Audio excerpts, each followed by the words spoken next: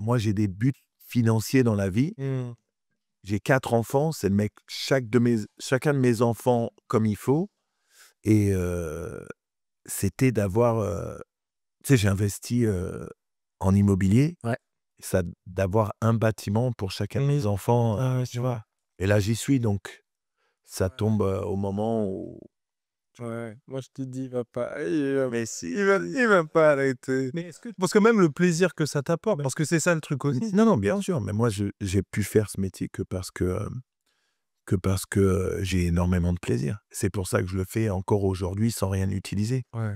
Tu sais, les meufs, elles hallucinent. Ouais, c'est vrai. Parce que les meufs, aujourd'hui, elles tournent avec des mecs de 20 piges, ils se piquent tous la bite. Ouais.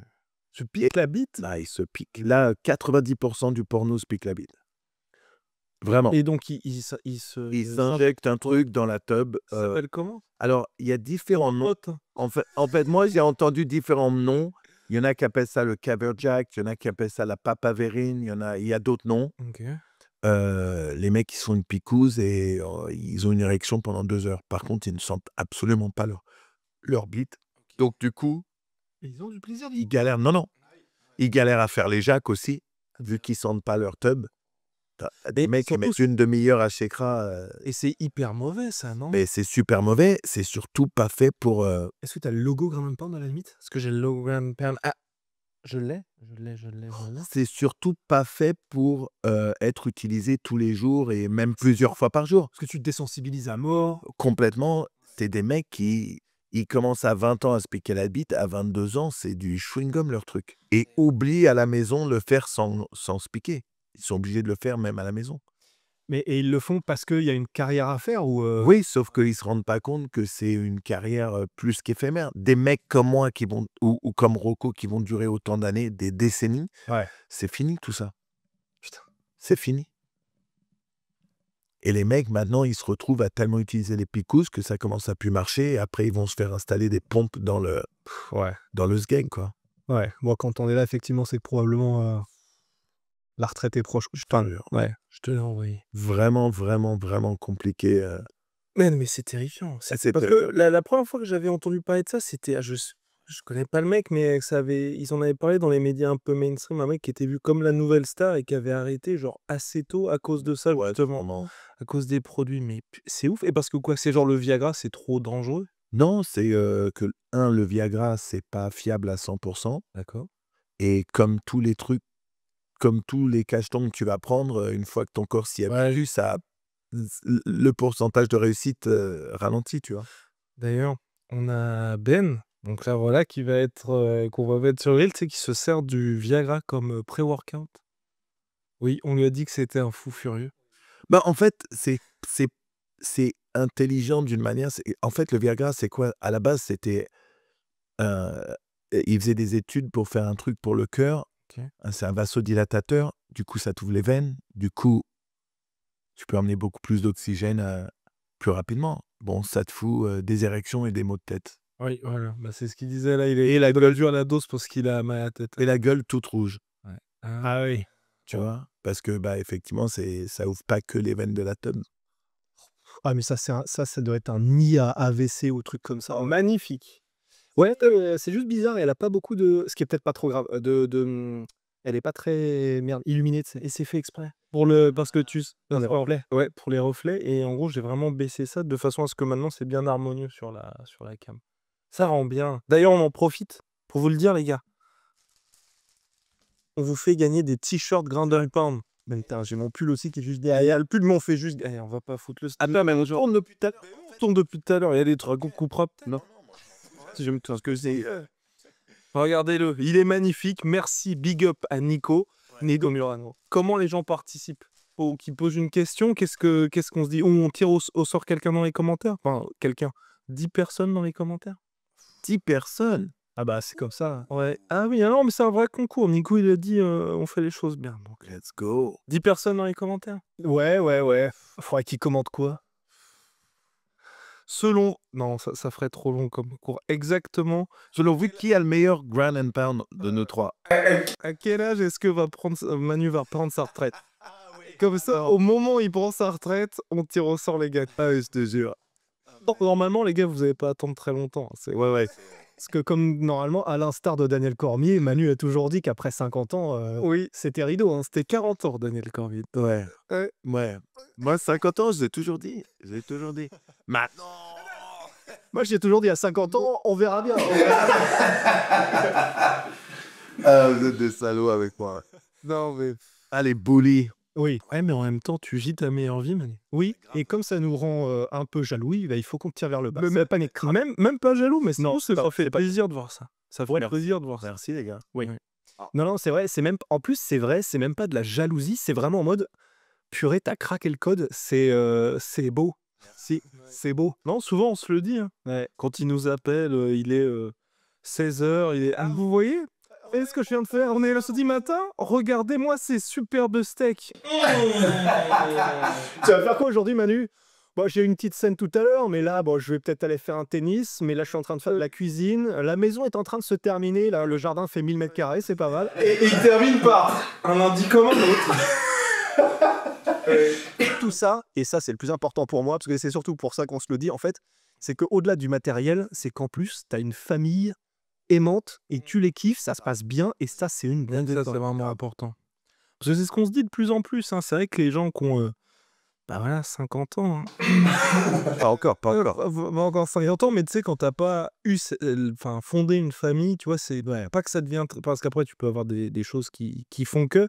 Mais c'est vrai, quand t'as la famille aussi, c'est vraiment un socle qui est hyper important. Au-delà de tout le reste, hein, c'est vraiment le plus important. C'est la plus grosse motivation que tu puisses avoir, quoi, pour avancer dans la vie, c'est avoir des enfants. Ouais. C'est en plus, t'as déjà prévu des choses en plus pour eux. Bien et sûr. tout, enfin, ouais. Vraiment, ma vie a changé à la naissance de mon premier, quoi. C'est ouf. Parce que quand t'es seul, ou même si t'es en couple avec ta meuf, si tu te foires, c'est toi.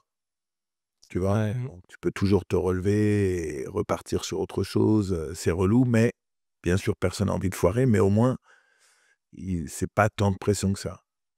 Alors que quand tu as des enfants, si tu te foires, tu foires pour eux aussi, et là, c'est beaucoup plus compliqué. Et du coup, ça te motive à vraiment pousser pour justement pas te foirer pour eux, pour qu'ils aient la meilleure vie possible. Ouais, ça te fait une pression, mais saine, quoi. Ouais, non, c'est super. Ouais, super. Aussi, pareil, c'est vraiment à la naissance de mon premier fils que j'ai vraiment commencé à investir avec mon oseille, quoi.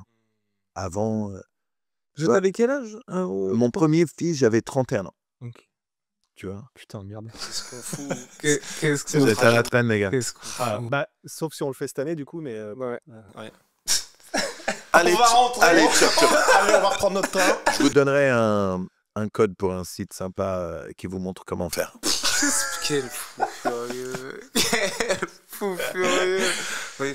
Ouais, l'éducation sexuelle Parce à que, la Manu, c'est ouais. bien beau de monter à la corde à la main, mais si c'est pour être fatigué le soir et pas faire son taf avec madame, ça va être relou.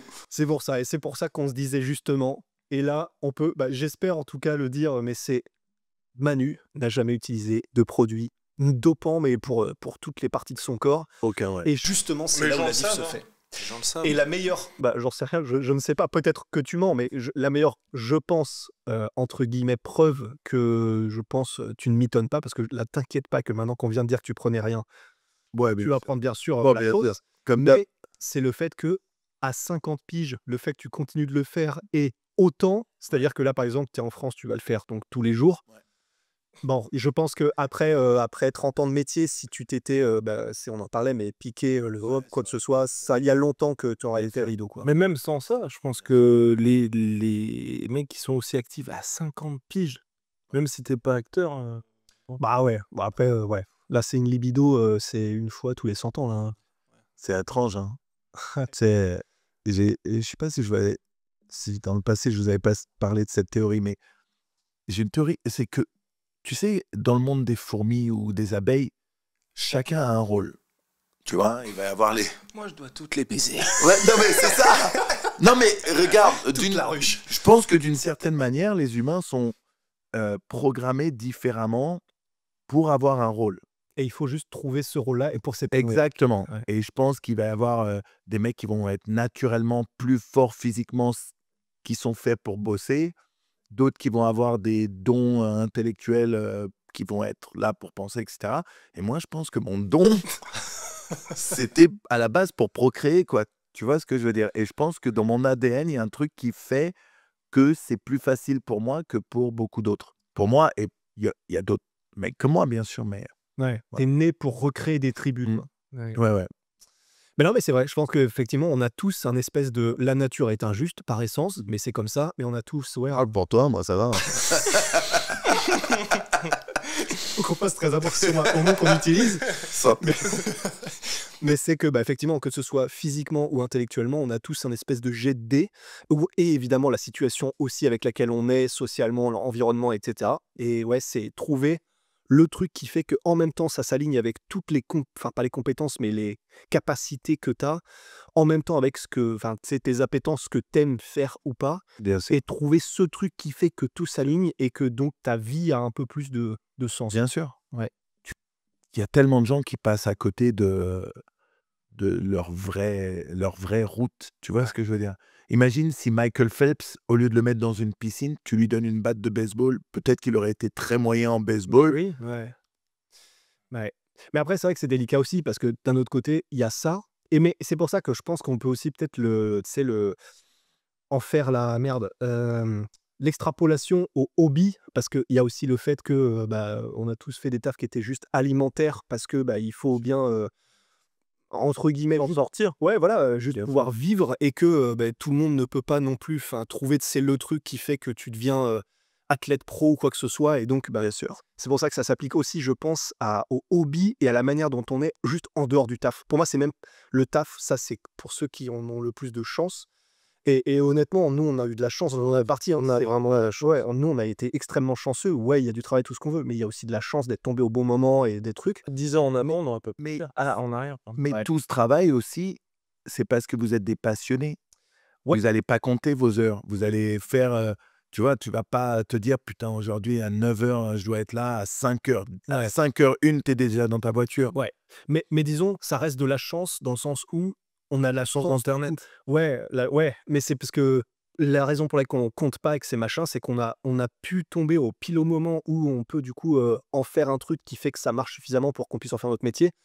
Mais le nombre de gars qu'on a croisés dans les lassueurs, dans les soirées lassueurs qui s'y connaissent beaucoup mieux que nous, qui sont plus charismatiques que nous, enfin tu sais, c'est juste qu'il y en a qui sont pas tombés pile au bon moment et machin, mais qui du coup peut-être en revanche, même si là ils font un taf qui peut-être leur plaît ou peut-être leur plaît pas, mais que c'est pas genre leur passion ou quoi, mais qu'en revanche la manière dont ils sont à côté, tu sens que ils aident de ouf leur communauté proche, leur famille, leur environnement et tout, et ça pour moi ça je compte ça dedans. Ouais, bien sûr. Ouais.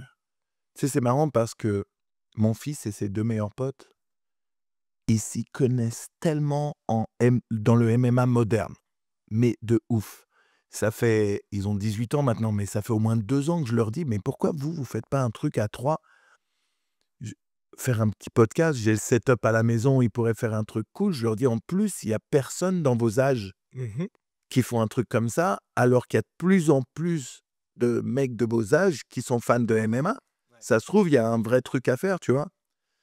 Mais c'est des flemmes. Ah oui. Ah mais ça C'est des flemmes. ouais. Non, et puis tu as aussi cette peur-là, parce que c'est vrai que, pour parler avec des jeunes de temps en temps, c'est vrai que tu as ce côté aujourd'hui où c'est plus simple qu'avant, mais ils ont tellement peur du jugement. Tu vas commencer, tu auras 3 abonnés, donc ça va sûrement être Manu, pas plus le reste de la famille et tout. Et ils vont être en mode, je vais faire 25 vues, les gens vont se moquer. Et c'est vrai que c'est très compliqué ça aussi maintenant. Alors, Ouais. pardon, Vas-y. j'allais dire, alors que, en fait, tu peux pas faire ce genre de truc pour les vues. Non, évidemment. Il faut que tu le fasses avant tout pour toi-même et vouloir partager. Après, où le partage peut grandir ou aller nulle part, mais au moins tu le fais pour toi-même, tu kiffes, tu fais un truc avec tes potes. Ça, c'est fun quand même à faire. Et c'est juste que cette génération, je déteste dire ça comme ça fait vraiment le vieux, mais c'est des flemmes. Ouais, t'as le côté flemme, mais je pense vraiment le truc réseaux sociaux, c'est dur aussi, hein, parce que nous, à nos débuts, c'est vrai que c'est Enfin, aujourd'hui, ça a changé parce que ça marche. Donc les gens, tu vois, ils peuvent dire, même notre entourage, bon, bah, on fait ça, c'est entre guillemets «stylé» le taf qu'on fait. Alors que ça n'a pas vraiment changé de quand on avait 500 abonnés. Alors que 500 abonnés, c'était quand même compliqué, hein. C'était vraiment, les mecs vont nulle part, ils parlent d'un sport éclaté Je me souviens, il y avait, quand du coup j'étais à Lyon, il y avait un gars qui m'avait dit et je sais pas pourquoi il a fait bâtard comme ça, mais et en gros, on devait avoir en tout cas donc moins de 5000 abonnés et mais il m'avait, reconnu, mais en mode, enfin: «Ah, c'est toi qui fais des trucs où tu parles de MMA, machin», enfin un peu truc en mode, c'est bien ce que tu fais, continue. Et mais ce qui était cool, juste la manière dont il l'a dit, il a fait: «Non, c'est pas mal». Bah, après, moi j'ai mon oncle qui joue de l'accordéon, il en a 7000 et tu vois, il te bat. C'est des trucs où tu dis: «Putain, bon, c'est une vanne, ces trucs», tu sens qu'en même temps, du coup, il te le met pour mettre un petit mais ben, effectivement, c'est ça qu'il faut savoir que tu vas t'exposer à ça tout le temps. C'est ce que disait d'ailleurs le même Aguru, il a fait une interview super intéressante avec Dwayne Johnson et elle est vraiment super intéressante son interview parce qu'il explique tout de comment est-ce qu'il en est arrivé là et lui, il dit ça, il dit: «Les premières vidéos que je faisais, c'est pour ça que j'avais mon bonnet, c'est parce que je ne voulais pas que les gens qui me connaissent du taf me reconnaissent parce que sinon ils allaient me juger, dire que je suis un tocard, tu fais ça pour, 100 personnes mec, mais qu'est-ce que tu fous de tes journées?» machin. Ce par quoi on est passé effectivement mais il disait, bah, sauf que lui, c'était en mode, déjà c'est ma passion et en plus il disait, bah, moi je suis, il a été je crois éboueur, il a été enfin il a bougé des fournitures, des trucs et il disait: «Moi je voyais ça comme ouais c'est ma passion, mais c'est aussi je n'ai pas le choix, il faut que je m'en sorte. Du coup je ne peux pas arrêter et il faut que je continue, il faut que je fasse, toutes les nuits blanches» parce que du coup il vit à Londres. Ouais. Donc c'est, bah, comme nous quand on suit les UFC, c'est à 5 heures enfin 5 heures du mat et tout, en plus il suit toute la carte.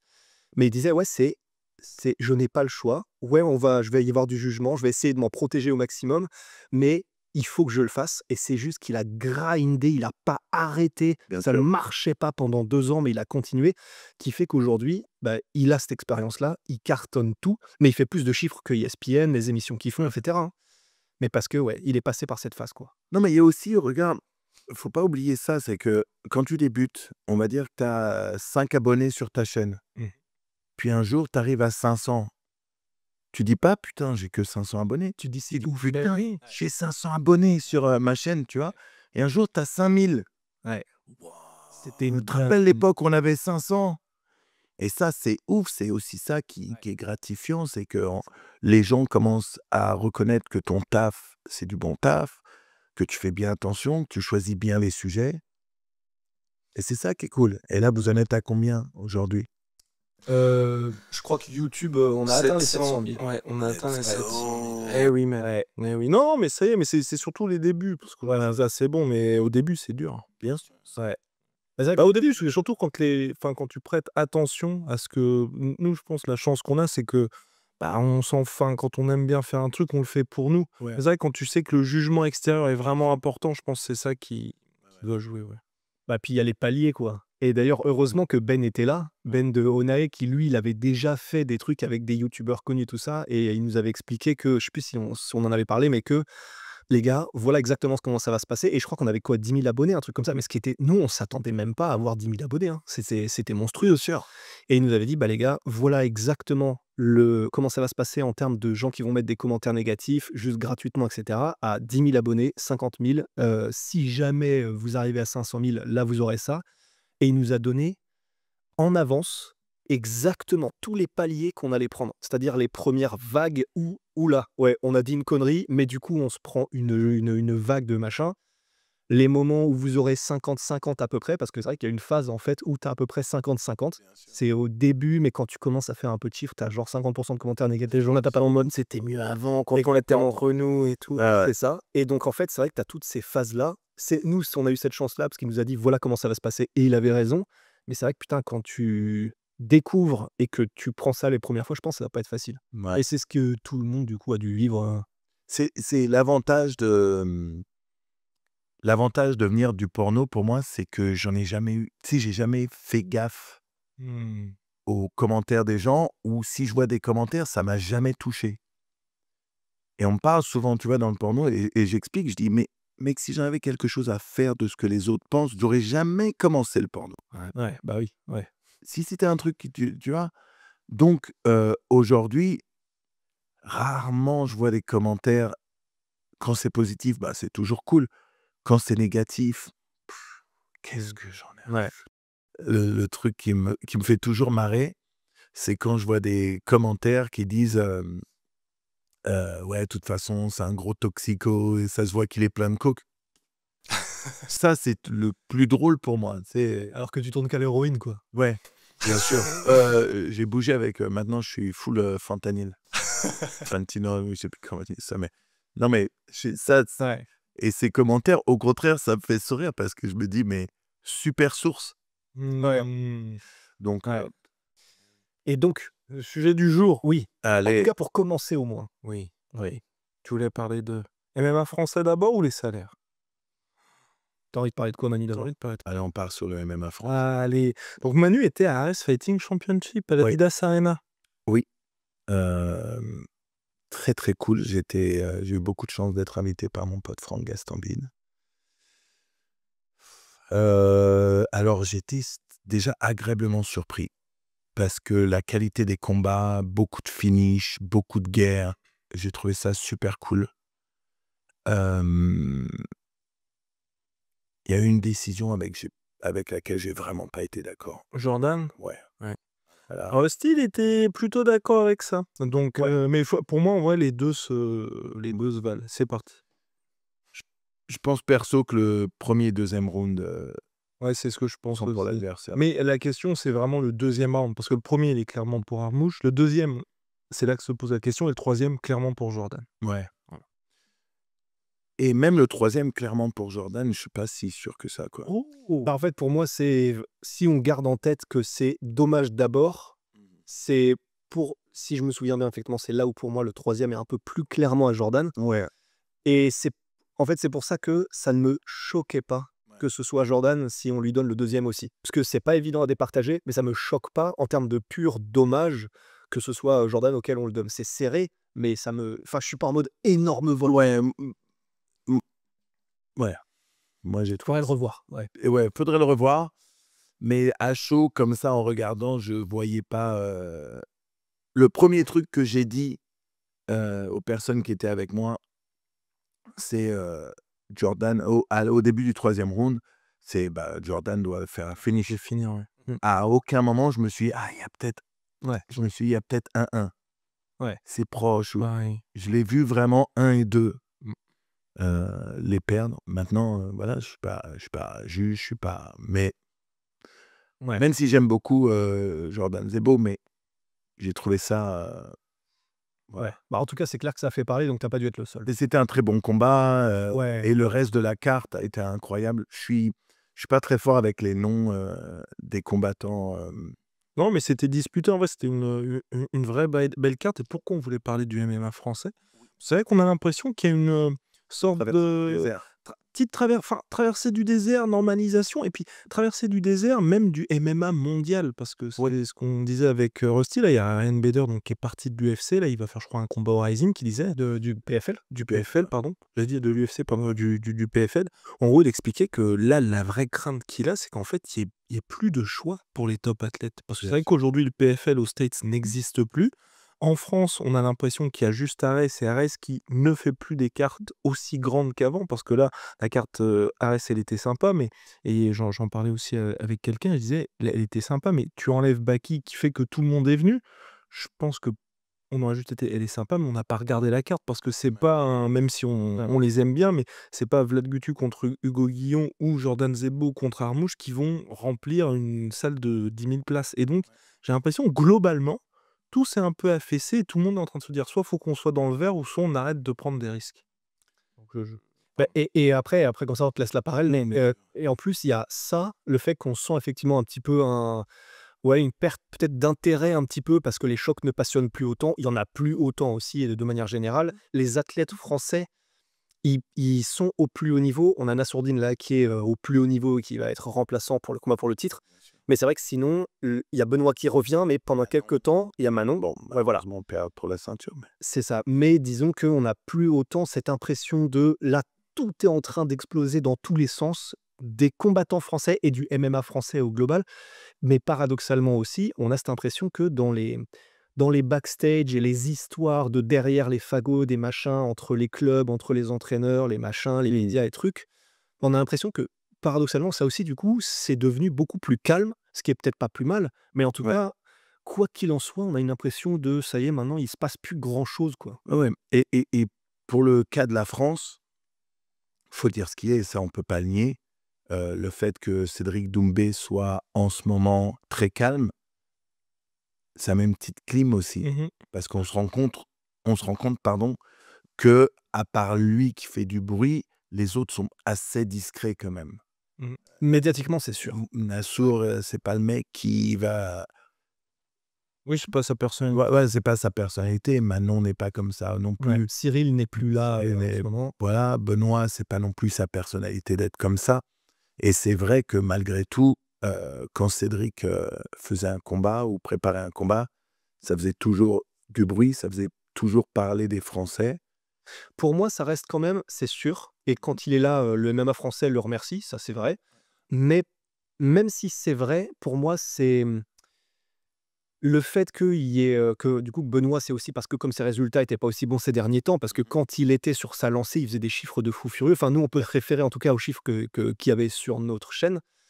Et Benoît faisait des chiffres de fou, Baki faisait des chiffres de fou, même avant Doumbé, Cyril Gane faisait des chiffres de fou, Nassourdine, il commence à faire des chiffres aussi dans les conférences quand il gagne ses combats de malade. Donc en fait, c'est vrai que quand il y a Cédric Doumbé, c'est quand même beaucoup mieux. Mais pour moi, c'est aussi, on en parle parce que aussi le reste est un peu plus éteint. Mais comme si le reste était là, je pense pas qu'on aurait autant ce côté, faudrait quand même qu'il revienne. Ouais. Ouais. Maintenant, les combattants sont quand même actifs. Et tu vois, Baki, par exemple, là, il fait son combat. Après plus d'un an. Hein. Après un an et d'un an. mois. Hein. euh, Mais il Et- faut aussi peut-être plus de cas comme Baki. Parce que c'est. Tu vois, il y a Alexis Barbosa qui va peut-être faire sa transition. Alexis Nicolas, il va peut-être faire sa transition MMA. Il disait un truc. Et honnêtement, je trouve ça stylé. Tu vois, les combattants comme lui, Cyril, tu vois, j'ai l'impression, en tout cas, c'est ce que Alexis Nicolas disait, ils voient le MMA, les sports de combat, comme quelque chose qui va leur permettre d'avoir d'autres opportunités par la suite. Bien sûr. Je pense que Cédric Doumbé, c'est un peu ça aussi. Bien sûr. Mais je sais pas, vis-à-vis des fans, si on préfère. Moi, je sais que je préfère les mecs qui sont comme Georges Saint-Pierre, comme John Jones, et où ils mettent tout dedans. Tout dans le MMA, et tu sais, ou un mec comme Baki, où en gros, oui, bah évidemment, il y a d'autres opportunités qui arrivent, mais leur priorité numéro 1, et c'est même le truc pour lequel ils vivent, c'est ça, parce qu'on est beaucoup plus investi. Et je pense que Doumbé, le fait qu'il y ait tous ces projets à côté, peut-être que les mecs que les gens appellent MMX qui arrivent, les nouveaux fans de MMA, ça les a aussi un peu déchauffés parce qu'ils se sont dit, putain, notre star à nous, en fait, Ce pourquoi on est là. ils préfèrent faire autre chose. Et quand ils parlent des autres combats, on voit que c'est peut-être moins sincère qu'un mec qui est vraiment fan hardcore. Bien sûr. Ouais. Maintenant, pour un mec comme Cédric, par exemple, c'est compréhensible. Oui, bah, il a eu une carrière avant. Il a eu une carrière avant, il a eu. Ouais. Et il arrive, il a quel âge maintenant? 33, 34? Ouais, quelque chose comme ça. Ouais. Quelque chose comme ça. Il sait que c'est maintenant qu'il faut cash out avant que ce soit trop tard, tu vois.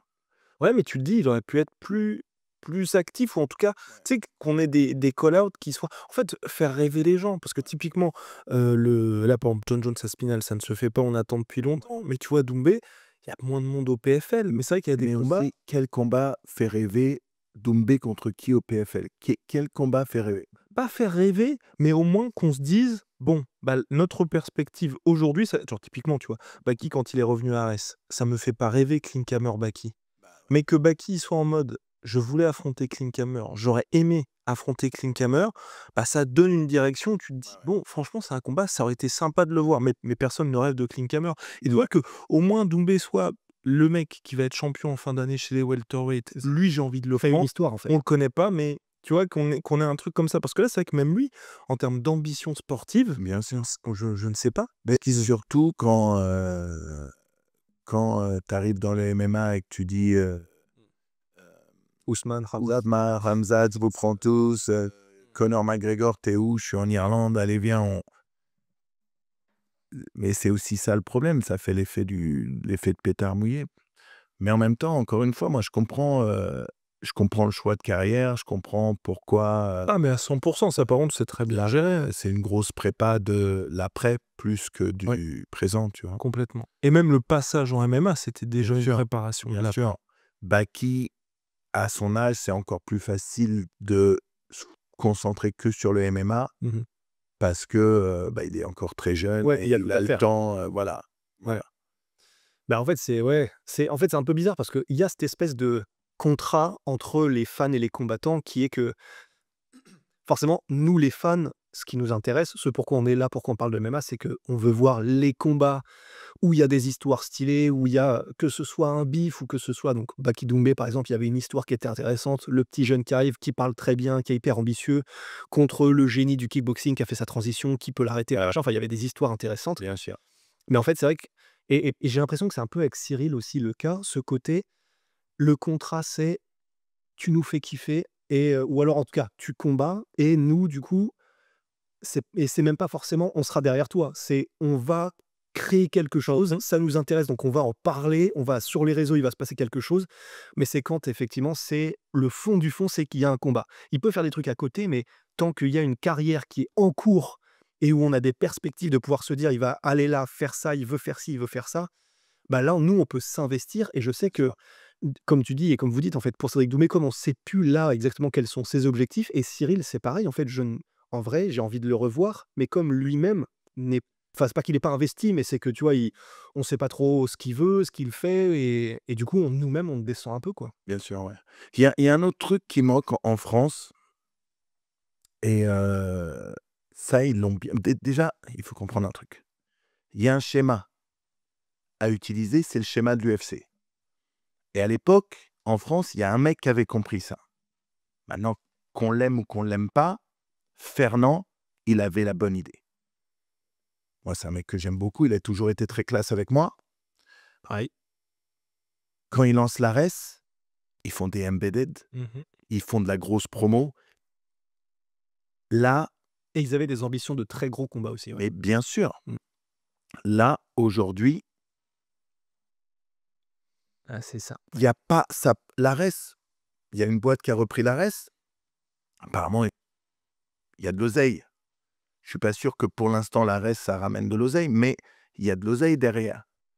Putain, mais mettez dans la promo, mettez de l'oseille dans la promo. Ouais, Ou dans les combats. Ah ouais, ça, Ouais, dans les combats aussi. ambitions Dans les combats aussi, mais déjà, vends ton truc. Parce que c'est aussi important d'utiliser les réseaux sociaux, de faire des petites vidéos, suivez vos main events, faire des trucs sur... Et pour le coup, ça, ils le font. C'est-à-dire que bah, l'équipe, du coup, en tout cas, qu'on connaît en plus de Ares, on les connaît très bien d'ailleurs, mais ils le font, mais c'est simplement qu'en fait, j'ai l'impression que c'est pas facile de vendre ou en tout cas de faire des vidéos d'embedded qui marchent si le produit n'intéresse pas en fait. C'est un mélange en fait. Ouais. Tu vois, il faut bien sûr le produit qui intéresse. Bon, là, pour le coup, il y avait Baki. Et là, ça a cartonné. Il faut, tu vois. Ou alors, si eux gèrent pas bien le truc, Mais il y a des gens qui le font très bien, bah, prenez ces gens-là pour le faire pour vous.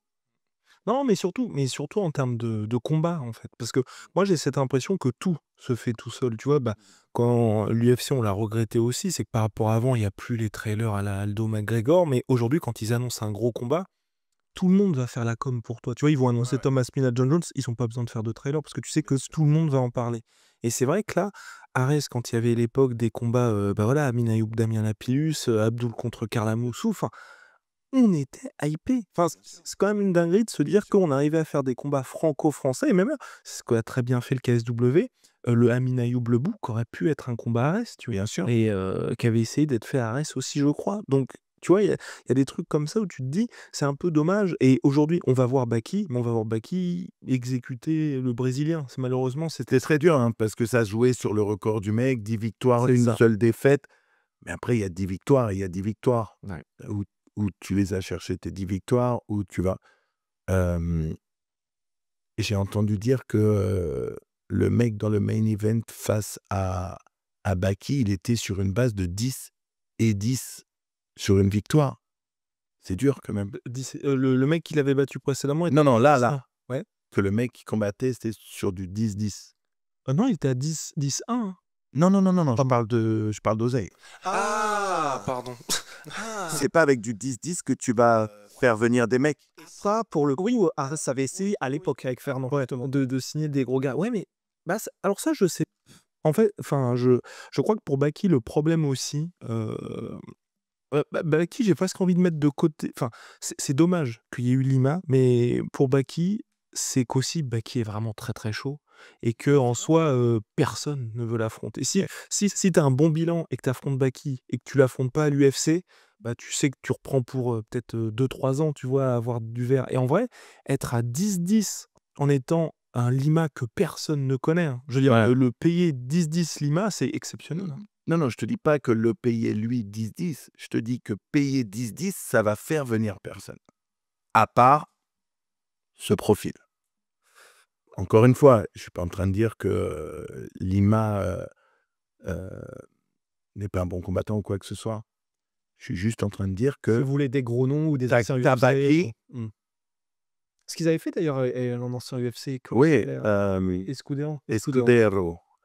qui avait gagné le TUF, qui avait eu une carrière très correcte, qui était un lutteur de base. Mais c'est vrai que pareil, Escudero n'était pas... Non, tu fais de la cross-promotion. Parce que c'est vrai que, Bien par exemple, le Amin Ayoub, le bout, c'était quoi? Je crois, j'ai peur de dire des bêtises, je crois que c'était 10 et 10 chacun, et le vainqueur emportait 40K en plus. Or, c'est 30 ou 40K en plus. Et en gros, c'était la première fois dans l'histoire du MMA, apparemment, où, en gros, le vainqueur remportait le bonus. Ils avaient tous les deux avaient un fixe à 10, je crois, et le vainqueur emportait 30 ou 40K. Incroyable ça. Mais ça fait quand même, tu repars avec des vrais sous. Enfin, Amin Ayoub est parti avec des vrais sous. Bien sûr. Donc, mais oui, et c'est D'ailleurs, respect aux deux. Hein. Oui, Et, gros respect à Michael Lebou et sa carrière. Et... oui, parce qu'en plus, il perd, mais il perd après une guerre. Ouais. Il prend pas de KO. Enfin, il y a pas de. Et ça fait tellement d'années qu'il nous représente comme il faut aussi. Tu vois. Ouais, et puis les combats, c'est vrai que en plus du coup le fait qu'il les ait fait en France ces derniers, ça a tellement plus marqué. Ouais, bien sûr. Contre Romain Debienne, non, franchement, Bien sûr. c'est chapeau. Et donc pour Arès, c'est vrai que ce qui est triste, c'est que donc là, il y avait cet événement avec Baki, mais là, ceux qui arrivent à Nantes, Marseille et puis Brest, c'est vrai que les cartes, c'est quand même. Et pourtant, c'est là où c'est chiant, c'est qu'il y a du talent. Par exemple, donc il va y avoir le combat de Axel, il va y avoir l'Axel Sola et de Virgil Haugen. Mais du coup, Virgil Haugen, il reprend Enrique Shigemoto, qu'il a déjà battu. Personne ne comprend trop pourquoi est-ce qu'il le reprend. Il a beaucoup à perdre et du coup, c'est un peu étrange. Axel Sola, pareil, il a des mecs qui sont pas de son niveau. Mais c'est pas de leur faute, hein, c'est simplement, du coup, c'est comme ça que ça se fait. Bien sûr. Mais du coup, il y a soit l'impression de stagnation, soit, en tout cas, quoi qu'il en soit, du coup, ça n'intéresse pas autant. Et quand on dit ça, c'est pas du tout pour manquer de respect aux adversaires, mais bien sûr, il faut encore se remettre un an en arrière, c'était Axel Sola contre Dagir Imavov. En fait, c'est surtout ça le truc, c'est que si on avait été habitué à des combats comme ça. Et le premier combat de Virgil Haugen contre Shigemoto, ça avait du sens et c'était ouf. Exactement. C'est juste pourquoi un rematch. Quand on nous habitue à des trucs comme ça, il n'y a pas de problème. Mais quand tu te dis que tu as eu Axel Sola, Tourpal Yunusov, Axel Sola, Dagir Imavov, enfin, c'est des victoires, fallait qu'il aille les chercher. Bien sûr, ouais. Et avant le début du combat, on se pose tous la question, qui va gagner? Là, malheureusement, aujourd'hui, vous pouvez regarder les codes sur tous les sites de Paris, on voit clairement qui va gagner, quoi. Bien sûr, ouais. Donc, je les ai rencontrés d'ailleurs, Axel et Virgil à Montréal. Très cool. ouais, des très posés, oui. Très, très, très, très cool. Ouais. Ah bah, eux, pour le coup, de grandes choses, à mon avis, se préparent parce que vraiment, ils ont le paquet complet, quoi. Et même plus Sola, il a eu les gros tests, tu vois, à Arès. J'aimerais bien pour Virgile qu'il y ait ce gros test aussi en combat politique. Mais c'est vrai qu'aussi, chez les 84, il n'y a pas... Comme Robert Valentin, il est parti à l'UFC maintenant. Ivan Boifia, ils s'entraînent ensemble. Donc, et puis il va au Contender Series. Mais t'as pas ce gros... Enfin, j'aimerais bien qu'il y ait un vrai gros choc pour lui. C'était officiel ou pas? C'était pas officiel, mais ils avaient travaillé à Darren Till contre Virgil Haugen. Ça aurait été incroyable, ça. Ça aurait été complètement... Et là, ça, pour le coup, hypé, j'aurais été, mais tellement hypé. Darren Till combat toujours. Ouais, il est en boxe anglaise maintenant. Il a mis... Et il a fait décision unanime, mais KO buzzer contre Darren Stewart. Ouais, ça. Ouais, on y continue. Et puis même pour la hype, ça aurait été incroyable, parce qu'au-delà de vétéran UFC, c'est quand même un nom et tout, ça aurait été mieux. Oh, ça aurait été ouf. Puis les derniers combats qu'il a perdus à l'UFC, c'était quand même, c'était quoi? C'était Dricus Duplessis, le tout dernier. Oui. Donc Dricus... Oh, c'est ouf, parce que les défaites qu'il a eues, il n'a pas eu de défaites. Il y en a qui ont fait chier comme contre Derek Brunson, mais c'est jamais contre un gars qui est hors du top 15. Donc en vrai, ça c'est... Donc ça veut dire Gilles avait battu... Comme Masvidal, il avait mis KO Darren Till. Ouais.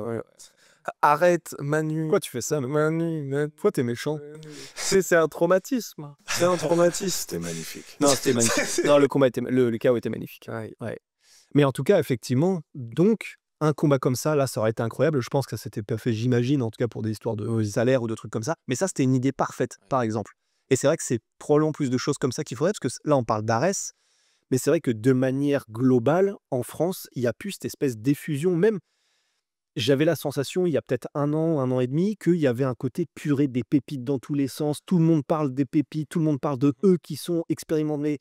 On a, on n'a plus trop cette hype, même pour les autres orgas, j'ai l'impression. Après, Non, vas-y. je disais, Hexagone, j'aime bien ce qu'ils font avec. Ils signent beaucoup de Français, et donc les Français ont cette construction de carrière que je trouve intéressante, mais et ce qui manque par rapport à avant aussi, et ce serait bien qu'ils commencent à les faire. Ils l'ont fait par exemple en amateur avec Paul Dena, mais c'est vraiment contre Landouzi. Ouais, oui, oui. C'est les chocs franco-français. Pour moi, c'est ça en fait qui permet au sport de s'élever, c'est les chocs franco-français, où on se hype parce que les gars s'envoient des punchlines, où tu sais qu'il va se passer vraiment du sale et qu'ensuite, le principe de ils se tapent tous et puis celui qui sort, c'est le gars qu'on va suivre jusqu'à l'UFC. Et malheureusement, c'est vrai qu'Hexagone aujourd'hui, il y a de plus en plus de beaux noms français, mais malheureusement, ils affrontent un étranger. Personne ne le soutient, où il y a beaucoup de chances quand même que le gars perde. Et donc, bon, je sais pas comment ça se passe et s'ils se disent peut-être qu'à l'avenir, on va faire les chocs. Mais, et puis, ils jouent aussi un peu de malchance parce que c'est vrai que là, par exemple, le Greg MMA Ibra TV, peut-être qu'on n'aura pas. Ouais. Est-ce que vous pensez que peut-être il y a trop de MMA et que ça tue le MMA? D'avoir 2-3 événements différents par semaine. Déjà, ça peut, ne serait-ce que juste statistiquement, le tuer dans le sens où donc on n'a pas les chocs qu'on pourrait avoir s'il n'y avait qu'une orga ou en tout cas moins d'événements. Déjà, rien que comme ça, rationnellement. Et après, dans le sens où ça ferait un peu une saturation. Ouais, pour les fans. Tu trouves, toi, Manu? Non, je me dis que ça pourrait être aussi... Une piste, ouais. On le voit par exemple à un niveau international avec l'UFC. Il y a beaucoup de cartes, des Fight Night, il y en a énormément dont les gens sont blah. Ouais. Alors qu'à une époque, des Fight Night, c'était des events quand même.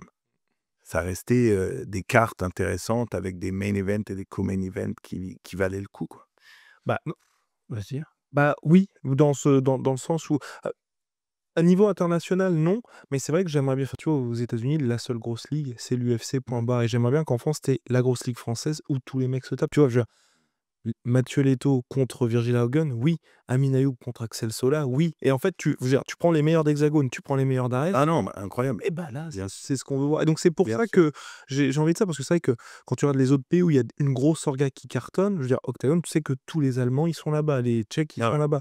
Tu sais que le KSW, les meilleurs Polonais, ils sont là-bas. Et c'est ce qui a fait grossir le truc, c'est qu'ils se sont tous mis dessus. Et donc, c'est vrai que Il y avait un reste au début et que du coup, c'est juste que problème de riche, mais le MMA français était tellement riche que donc les autres orgas sont montés à un point où elles ont pu concurrencer. Mais c'est vrai que là, quand tu avais KOF plus Hexagone plus Ares, à chaque fois, tu sais que tu as les stars par catégorie qui affrontent d'autres gars. Et donc, forcément, c'est vrai que les chocs qui font saliver les gens, on les aura pas là. Ou alors, ce qui est un peu dommage, je trouve, c'est quand on les a, pas forcément des mecs qui sont français, mais tu vois, typiquement, quand il y avait eu Abdul contre l'Argentin qui était champion à Ares, Pépi, d'avoir ce combat en main event du PFL, ça fait un peu mal au cœur de se dire on aurait pu l'avoir dans une orga française, ou comme on a dit, le Amin Ayoub le bout, où tu te dis, ah putain, ça aussi, ça serait un combat d'une orga. D'accord. Donc voilà, mais après, d'un côté, ils le font quand même sur le territoire, donc c'est bien, mais Qu'est-ce que vous pensez, là, j'ai entendu vite fait parler de la Super League. ouais, ça vient, là, ils viennent de faire leur premier événement. Donc c'est un des anciens du COF, donc du coup il n'y a plus le COF visiblement, enfin je sais pas, en gros les deux se sont embrouillés, d'où les problèmes de combattants qui n'avaient pas été payés co. Et donc là c'est un des deux gars qui a lancé sa ligue, toujours avec Jérôme Le Banner, donc j'ai parti avec lui. Et donc là ils sont repartis avec ça, et j'ai l'impression, donc il y a eu le premier événement là qui s'est déroulé, j'ai pas eu d'écho ou quoi, mais en gros ils vont repartir vraiment sur un événement par mois, et là c'est parti. Donc ce que j'ai l'impression, c'est l'équipe avec laquelle ça fonctionnait bien du COF qui repart avec cette ligue-là. À voir, parce que c'est vrai que le COF, moi je trouvais que c'était intéressant pour les combattants qui étaient vraiment en devenir, parce que quand on pense que ce soit Boris qui avait fait vraiment du sale là-bas, que ce soit Nikita qui avait fait du sale aussi là-bas, enfin, ils proposaient des trucs qui étaient intéressants, et puis une alternative à Hexagone Ares où là on descend un petit peu, mais ça permet plus de bien développer. J'aimerais juste qu'il y ait vraiment de la stabilité pour les combattants. Enfin, tu sais, pas de te dire est-ce que l'organisation ça va capoter d'ici quelques mois ou quoi, mais qu'on soit sur un truc sain. Mais après, j'ai pas. Et puis niveau com, ils avaient une approche intéressante aussi. Ils osaient plus y aller, parfois presque d'ailleurs un peu à l'excès, quand il y avait eu des trucs qui étaient mis en scène, le face-à-face. Hassan l'animal, ils en sont contre. Du coup, j'ai oublié. Tu t'avais pas vu ce face à face, tu sais, où le gars, tu vas retourner dans zone. Ah, si, c'était ça. Et donc, apparemment, en fait, ça a été un peu mis en scène, hein, si j'avais bien compris. Et après, ils les ont fait s'excuser. On n'aurait pas dû vous laisser combattre. Et du coup, là, c'est à l'excès et c'est vouloir peut-être un peu trop en faire parce que si du coup, ça doit être fake, c'est que c'est pas bon, faut que ce soit organique. Mais en tout cas, dans l'idée, ils avaient une approche de la com et de vouloir créer un événement où tu es engagé émotionnellement que je trouvais vraiment intéressante et qui faisait presque aussi bien, voire mieux parfois que les ligues majeures. Et donc, c'est ça qui est bien. Partout en France aussi. Parce que t'as quand même ce truc-là où en province, on est souvent un peu délaissé. C'est pas faux. Oui. Donc voilà, à voir, mais c'est vraiment ce truc-là d'avoir une vraie stabilité ou alors d'arriver à un truc où tu as le KSW, la grosse orga, et qu'on arrivera peut-être à ça. Et puis tu vois, une ou deux qui, comme LFA et puis avec l'UFC, tu vois. Ouais. Où il y a celle-ci qui fournit les autres. Mais parce que moi, vraiment, j'aimerais bien, tu vois, des vrais gros chocs franco-français. Et limite, t'as de quoi en faire tous les mois, vu le nombre de gars qu'il y a. Ah, mais c'est ouf. Tiens, j'ai une question pour vous que je vous ai jamais posée. Est-ce qu'il y en a un de vous deux qui a déjà pensé j'aimerais bien faire un petit combat de MMA, juste un jour pour me tester? Allez, Rusty, dis-le. En fait, oui. En fait, moi, j'aurais été grave chaud juste pour essayer. Parce que je suis pas un combattant. Ah non, pardon. Non, il y avait un truc, t'aurais bizarre. Petit bruit de paix. Là. Petit bruit de soufflant. Oui. Et moi, j'aurais été chaud juste pour tester, juste pour l'expérience, en fait, de voir. Et puis en plus, ça aurait pu faire un documentaire intéressant. Un noob qui fait son premier combat de MMA, on aurait documenté le truc, ça aurait été cool et tout. Je sais que Fernand était chaud à l'époque. Fernand, il était vraiment, vraiment chaud et on avait des discussions quand on était. Parce que du coup, moi, je faisais les documentaires. J'étais dans l'équipe pour faire le documentaire de Cyril à l'époque et de Nassourdine quand il faisait les voyages. Et Fernand était vraiment chaud quand du coup, c'est lui qui était le matchmaker et qui était le président d'Arès et tout ça. Et il n'avait pas proposé officiellement, mais il était en mode, voilà, en vrai, ça pourrait être intéressant et tout. Et moi, j'aurais été chaud, mais c'est simplement que je voulais pas y aller et juste faire ça, parce que c'est facile, tu vois, juste d'y aller le soir et de combattre. Enfin, c'est pas que c'est facile, mais c'est le truc dur, c'est de s'entraîner vraiment. Et j'aurais pas voulu le faire par-dessus la jambe, parce que comme je viens du pied-point, je suis une quille en lutte, je suis une quille en jiu-jitsu, et j'aurais pas voulu y aller comme ça. Et du coup, ça aurait nécessité de s'entraîner bien pendant 6 mois ou peut-être 4 mois, mais vraiment de faire les choses proprement. Et on avait tellement pas le temps. Parce qu'on avait tellement de trucs à côté que, pour la sueur, mais que c'est ça qui a fait que. Ah non, ce serait drôle. Hein. Enfin, drôle dans le sens où pouvoir suivre ton entraînement du début jusqu'au combat, tu vois. En plus, je connais un mec qui cherche justement un combattant influenceur. Il s'appelle Sebidadi. Et il a dit, il faut te niquer ta mère. Tu comprends? C'est à moi que tu parles comme ça. Allez. Hein? Il a dit à nous? Non, à toi. Ah bah. T'as pas vu la vidéo? Non, j'ai pas vu. Je vais venir t'enculer. Tu t'entraînes où? Mon pote est mort. Dis-lui que je vais t'enculer. Ça, ce serait parfait, tu vois. En vrai, parce que en soi, on va pas se mentir. Guillaume Pelletier et demander parce qu'en fait, en vrai, on va pas se mentir. Et vraiment, je vais être honnête, c'est pas pour faire de la fausse humilité ou quoi. En réalité, les gens, on a beaucoup d'abonnés à la sueur et nos vidéos marchent, tant mieux. Mais c'est pas pour nous et notre life. C'est pas nous qui intéressons les gens en réalité. Non, je vois ce que tu vois. Nous, on leur rapporte de l'info de manière où c'est marrant, ou alors en tout cas, c'est d'une manière qu'ils aiment bien entendre cette info, la manière dont elle est délivrée. Nous, ils s'en foutent, tu vois. Mais d'ailleurs, c'est trop fort. Mais d'ailleurs, tu penses, tu le prends, c'est Bidadi, ou à la bagarre? En MMA, non, sûr. Parce que j'aurais pas le niveau pour défendre en lutte et au sol. Surtout que ça fait quoi, 1 an, 2 ans qu'il s'entraîne? Ouais. Non mais là, tu es quoi? Il pèse combien? Je sais pas. Mais j'y vais, hein. Non, il est plus léger, je crois qu'il est à 70, 73. Ok. Mais honnêtement, pour le fun, j'y vais sans problème. Mais juste pour le truc, quoi. Parce que tu penses que tu veux nique sa mère. À la limite, c'est là, il faudrait que si j'étais on va faire des clips de ouf sur ça. Je pense que c'est Bidadi, je l'encule. Ça y est. Non, la vérité, c'est que je pense qu'à MMA, il me dose. Mais juste pied-point, je sais pas, mais MMA, T'es pas fun. Non, mais j'y vais. Mais c'est juste que, objectivement, tu vois. Mais j'y vais. S'il faut, j'y vais. C'est Binadi. Il a dit qu'il y va. Il a dit un truc sur ta maman. Ouais, c'est ça. Je peux tout dire, c'est vrai qu'avant la vidéo, hein, je peux te dire que là, en fait, c'est dur avec le frère. Ah, j'arrivais plus à m'arrêter. Non, et tu vois, mais typiquement, c'est intéressant en vrai. Parce que le problème aussi qu'il y aurait, et la raison pour laquelle ça aurait été bien pour nous, pour l'expérience et tout, mais je pense que ça aurait pas marché des masses, c'est que, au-delà du fait que les gens s'en foutent un peu de nous, en tant que nous, de personnes, mais il aurait fallu créer justement des histoires, et en plus, j'arriverais pas, tu vois, à faire du trash talk, tout ce que tu sais que j'y ai déjà pensé, hein.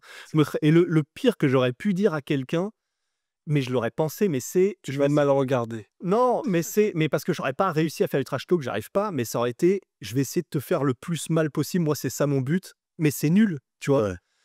Ce qu'on veut, c'est des gars qui disent, écoute, t'as aucune chance, je vais venir, ce coude-là, je vais te le rentrer dans l'œil, le genou, je vais te le rentrer dans le bide, et tu vas pisser rouge pendant 3 semaines ensuite. C'est ça que les gens veulent, en fait. Et comme, en plus, c'est pas... Enfin, on ne pourrait pas le dire parce qu'on n'arriverait pas, c'est pas intéressant. Vous connaissez Key and Peele? Oui. Vous avez déjà vu le truc où c'est genre deux mecs... Non. Ça, c'est 2 mecs de MMA. Et il y en a un qui dit « Samedi soir, je vais te mettre par terre et je vais te mettre KO. » Et après, tu vas sur l'autre et l'autre, il est complètement déjanté. Et quand tu seras... et il dit « Tu vas voir Jésus. Et quand tu seras dans ton lit, handicapé, ouais, et que ta mère sera à côté de toi en train de pleurer. » Il dit « Qu'est-ce qu'il a dit là? Non, mais on est en train de shooter une promo, tu sais, le mec, il est en panique. » Mais il a dit ça pour de vrai. Et après, le mec, il apparaît à la fin juste derrière lui en mode « Je suis désolé, je dois le faire. » Ouais. Non, mais en fait, c'est ça. Et du coup, tu vois, c'est ce qu'il faudrait si on voulait. Et c'est pour ça que c'est intéressant le bail du Influence Fight Club, le fait de vouloir créer des événements avec des personnalités qui hautes en couleur, excentriques et tout. C'est juste que pour moi, ça a été beaucoup trop poussé à l'extrême parce que c'était juste voilà les insultes, les c'est moins intéressant. Et en plus de ça, c'était avec des gens qui... Enfin, ils n'étaient pas en mode rebeu des terres qui s'entraînent dur et qui fait machin, ou Jake Paul ou quoi. C'était juste... Bon, ça voulait dire que le positif. Billy, il a fait la version classe. Exact. Il a fait la... C'est ça. Et la version bonne ambiance. Lâche-nous le petit vomito. Désolé les gars. Je croyais qu'il était passé scratch. Il a fait bon Ah, pardon les gars, j'ai Je vomi. vous ai dit avant, j'ai une petite toux. J'essaie de pas crever depuis tout à l'heure. Putain, vous êtes des enfoirés. Une petite vomitou. Non, mais l'événement de Billy, bon, déjà, c'était de la boxe, c'était pas du MMA, mais il y a eu un vrai travail sur, justement, c'est cool, c'est bon enfant, c'est, tu vois. Il s'entraîne, tu filmes les entraînements. Et puis tu vois les mecs, enfin vraiment moi, l'événement de Rebeu des Terres, le bouseux, te voir, tu vois, il perd contre Prime, et tu sens que le gars s'est entraîné. Bien Et vraiment, c'est poignant, c'est vraiment Mais poignant. aussi, quand même, les couilles de le bouseux qui va se battre contre Prime. Prime, ça y est chaud. Mais même Rebeu des Terres, contre Greg Henry. Hein, tu te souviens Manu, qui était en mode non, c'est truqué et tout. Non, j'avais dit, si Billy gagnait, Oui, c'est vrai. j'avais dit, Mais Billy perdait, même s'il perdait. Magneto, Serge. Magneto Serge. Non, mais ouais, en plus, on peut revenir dessus. Greg, il allait pas tout lâcher, il allait pas se vider. Ah merde, Oui. ouais, il allait pas juste partir en mode je l'extermine. Et parce qu'il s'est pété le biceps pendant le combat. Ah, c'était ça. Il s'est pété le biceps pendant le combat. Non, mais ça aide pas ta cause. Hein. Il se pète le biceps et il gagne quand même le combat de manière aisée quand même. Mais non, mais et c'est pas du trash talk. Non, encore une fois, ce que tu veux dire. Encore une fois. Dis-le à la cam. Encore une fois. Ouais, Greg MMA. Où tu vas avec ton biceps. C'est où tu veux. Non, mais encore une fois, je veux dire, c'est normal que oui, les combattants faux, même si les gens qui disaient mais non, mais Billy va mettre KO, mais vous vous rendez pas compte. Ouais. En fait, vous vous rendez pas compte. Le challenge, c'était d'aller contre un mec qui a combattu à un niveau élevé, qui a fait ça toute sa vie. Tu vois, c'est sûr. Les gens se rendent pas compte. Moi, par exemple, en jiu-jitsu, je tourne avec des mecs qui n'ont jamais eu le niveau international.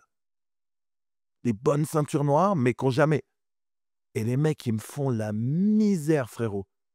Le niveau international. Je tournais avec un mec à un moment, vous connaissez AJ Alcazar? Ouais. Le mec, il fait la moitié de moi. Il me mettait en pretzel, frérot. Et d'une manière, tu vois, mon coach qui s'appelle Zen Spruce, lui, c'est juste un phénomène, le mec. Musculairement, c'est un monstre. Au niveau jiu-jitsu, c'est un monstre. Il a une poignée, il t'attrape, mais jamais tu casses le grip de ce mec-là, tu vois. AJ, il fait la moitié de moi, tu sens pas venir les trucs. Tu dis, il vient pour l'étranglement, tu te protèges, et le temps que tu te protèges, il a pris ton bras. Il part sur des trucs, et tout est tellement souple et facile. Pourtant, je suis pas à un niveau international, mais j'ai mon petit niveau quand même. Eh ben, le mec, il m'a fait la misère. Et c'est là que tu vois la différence qu'il y a entre des mecs qui se sont entraînés toute leur vie et un mec qui se dit, il y a 6 mois, tiens, même si Il avait un je sais que background. Billy, il a fait un peu de boxe, mais il a fait un peu de boxe. Non, c'est sûr. Puis il y a être boxeur, c'est pas la même chose. Et tu rajoutes en plus la différence de physique parce qu'il était plus lourd. Bien sûr. Greg. Non, c'est Bien sûr, sûr. le challenge, de toute façon, c'était pour Billy et c'est ce qui rendait l'expérience intéressante. Et Et il l'a ça rendu aurait été tellement couillu aussi, pardon. de ouf. Ah non, mais de ouf. Non, mais respect de malade. C'est pour ça que pour le coup, je trouve ça presque dommage que ça ne se soit pas fait avec Thibaut. Parce que pour le coup, Thibaut, il y a Parce que là, voilà, là, il partait, Ça aurait été bien. ground zero, tous Ouais. les deux montés. Ouais. En même temps, il y avait un vrai intérêt à faire avec ça. Ouais. Bah, ça se fera peut-être. Hein. Ouais. peut-être un jour. Ouais. Et ouais. Est-ce que ça vaudra le coup de justement revenir là-dessus sur le bail de la raison pour laquelle ça s'était pas fait et est-ce qu'il y a ça en MMA? Je sais même pas pourquoi. Parce que moi, d'après ce que j'avais entendu en tout cas, c'était le fait que, vu qu'il y a un peu des tensions dans tous les sens, que ce soit ethniques, religieuses, sociales en France, mais même dans le monde occidental depuis là quelques années maintenant, moi j'avais entendu justement que c'était pour éviter que ça parte grosso modo en Thibaut va représenter les Blancs et Rebeu des Terres va représenter du coup les Rebeux, qu'il était en mode ça va partir trop en couille, il vaut mieux pas le faire. Bah, c'est vrai que quand t'as un événement qui est quand même très bonne ambiance, si ça part là-dedans, en fait, c'est ça, si de base tu vas dans un truc dark à la Conor Habib, j'ai envie de dire let's go. Si c'était dans un truc où c'est quand même un peu en mode GP Explorer, on sert de cet événement-là comme porte d'entrée, bah, typiquement, porte d'entrée pour la boxe, pour rassurer les parents et tout, de dire allez faire ce sport, et tu vois que ça part là-dedans. Ouais. Enfin, imagine, t'es père de famille, t'as ton fils qui te dit ah bah c'est mon youtubeur préféré, j'ai envie d'aller le voir combattre. T'ouvres internet, tu vois que la com c'est ça, bon. Ouais, c'est ça. Et puis même si la com leur aurait échappé, ça aurait été là-dedans. La com ou tu sais les commentaires sur Twitter, enfin tu te dis ça aurait été un peu dark quoi. Mais par contre sportivement, je pense que ça aurait été plus C'est intéressant. beaucoup plus intéressant. Ouais. Beaucoup plus intéressant. C'est juste qu'il y avait un passif, il y avait des histoires avant Ah oui, qui font que ça avait orienté les gens à dire ça. Ah bon? Ah ok. Ouais. ok. Ah ça je ne savais même pas. Ouais. Parce que même du côté de Thibaut, hein, ce que lui a fait, c'était pas la même ambition, mais tu vois qu'il fasse son combat amateur, s'il le filme et tout. En fait, les deux, j'ai trouvé que c'était vraiment beau, et à la différence de l'Influence Fight Club, où tu vois que les gars, c'était sincère. Le truc sportivement, c'était sincère. Ils voulaient se mettre à la boxe, ils l'ont fait. Ouais. Ah, vas-y. Déjà, c'est deux mondes différents d'influenceurs aussi. Oui, complètement. Tu vois, le monde Twitch, YouTube, c'est un autre monde que télé-réalité. Tout ça. Télé-réalité, pas tous bien sûr, mais on part déjà sur quelque chose de trash. Alors que Billy, les YouTubeurs, tout ça, les mecs de Twitch, c'est une autre sphère. Ouais, c'est créateur de contenu plus qu'influenceur. Ouais. Mais bon, au final, ils ont une influence, donc ça reste des influenceurs. Aussi, l'event de Billy, t'as rien à faire pour le vendre. Le truc, il s'est vendu tout seul. Là, le Influence Fight Club, il faut faire du taf. Et c'est pour ça que ça part dans cette direction de faire du bruit, jusqu'à partir sur des trucs... Ouais. Non, mais c'est ça. En fait, en vrai, dans l'idée, pour moi, c'était pas forcément déconnant de vouloir faire le Influence Fight Club. Un tout petit bout de je ne sais quoi ici. Comme ça. Ouais. Parfait. Et en gros, et c'est pour ça, dans l'idée, l'Influence Fight Club, c'était pas forcément un truc déconnant, mais c'est simplement que ça a été tellement poussé à l'extrême que du coup, je sais qu'en tout cas, des gens comme moi, je me suis désintéressé. Mais ouais, non, c'est sûr. Et vous trouvez qu'il y a ce problème-là aussi, et après, si vraiment c'est un sujet où vous êtes en mode, ouais, vas-y, un peu la flemme, il y a pas de souci, soit on cutera ou quoi, mais c'est est-ce que vous trouvez qu'il y a ça aussi, des bails de communautaire ou quoi dans le MMA qui commenceraient à poser problème ou quoi?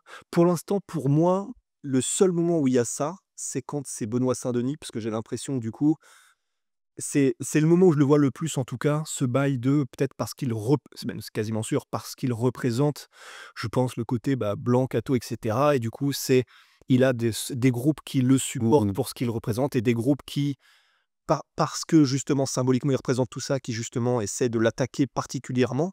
C'est le moment où je vois ça le plus. Sinon, j'ai pas encore l'impression qu'à part ça, que ce soit ultra vénère. Peut-être encore pour l'instant. En fait, quand tu regardes les combattants français, ils sont tous fiers de combattre en tant que Français et de aussi représenter leurs origines. Ouais, et ça c'est parfait. Et ça, c'est parfait. Ouais, grave. On est tous heureux de ça, tu vois. Ouais, carrément.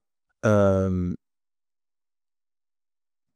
Et c'est vrai que tu as raison. Pour l'instant, en fait, comme c'est ça, je pense que ça se résume à ça, dans le sens où quand Nassourdine dit bah, moi je suis de sang et d'origine dagestanaise et j'en suis fier, mais je suis aussi content d'être là pour la France et de Bien sûr, représenter les Français, etc. Quand, pareil pour les frères Younoussov, quand tu as Oumar Sy ou Taylor Lapillus qui ont le drapeau français et tout, ça fait kiffer de ouf. bien sûr. Et c'est vrai que pour l'instant, en fait, comme il y a ça et que c'est assez. Enfin, c'est simple, il n'y a pas de prise de tête à avoir, c'est en mode bah, j'ai mes origines, j'en suis fier. Et puis il y a la France, on en est fier aussi. Bien sûr. Enfin, c'est-à-dire que. Oui, il doit y en avoir, mais ça doit être tellement Maintenant, prioritaire. mais j'allais dire, mais la réalité, c'est que même si demain, je vais prendre Nassour comme exemple, mais même si demain, Nassour disait, de toute façon, maintenant, je veux représenter mon pays d'origine, plutôt que la France. Ok, Ouais. tu vois, moi, je regarde le MMA, je suis fan des combattants plus que Bah, leurs origines. Oui, ça c'est sûr.